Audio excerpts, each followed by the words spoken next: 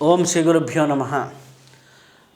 మనం సర్వత్రా విజయం సాధించాలి అంటే శ్వాస విద్యను ఎలా ఉపయోగించుకోవాలి? సర్వత్రా విజయం సాధించాలి అంటే మనం వెళ్ళే పనుల్లో విజయం సాధించాలి అంటే ముఖ్యంగా కుడి పాదాన్ని బయట అడుగు పెట్టాలి అంటే కుడి ముక్కులో శ్వాస ఉండాలి. ఇప్పుడు మీరు ఒక ఫ్లాట్లో నుంచి బయటకు వస్తున్నారు, మీ సొంత ఇల్లు లేకపోతే మీ యొక్క ముఖద్వారం నుంచి బయటకు వస్తున్నారు.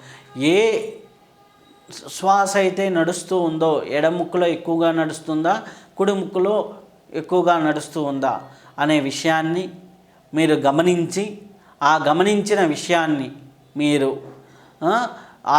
గమనించిన విషయాన్ని ప్రకారం మీరు కుడి ముక్కులో శ్వాస ఎక్కువగా ఉంటే కుడి పాదాన్ని బయటపెట్టి వెళ్ళవచ్చు.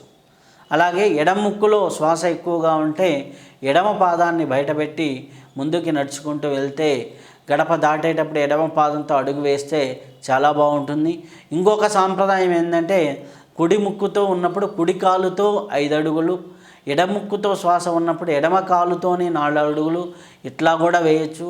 లేదా గడప దాటేటప్పుడు మటుకు ఏ శ్వాస ఉన్నదో ఆ శ్వాస పాదం బయటపెట్టి ముందుకు వెళ్తే మీకు అనుకున్న పనుల్లో విజయం అనేది ఆ రోజు చేకూరుతూ ఉంటుంది. అలాగే మీరు చేసే పనిని బట్టి కూడా మీరు శ్వాస మార్చుకుంటూ ఉంటే ఏ పనికి ఏ శ్వాస అనేది మన శ్వాస పుస్తకంలో ఇవ్వటం జరిగింది. కాబట్టి ఆ పనులను బట్టి శ్వాస మార్చుకుంటూ ఉంటే ఇంకా విజయాల్లో మీ సొంతమవుతూ ఉంటాయి. కాబట్టి దాన్ని ఫాలో అయ్యి ఆనందంగా ఉండండి. స్వస్తి.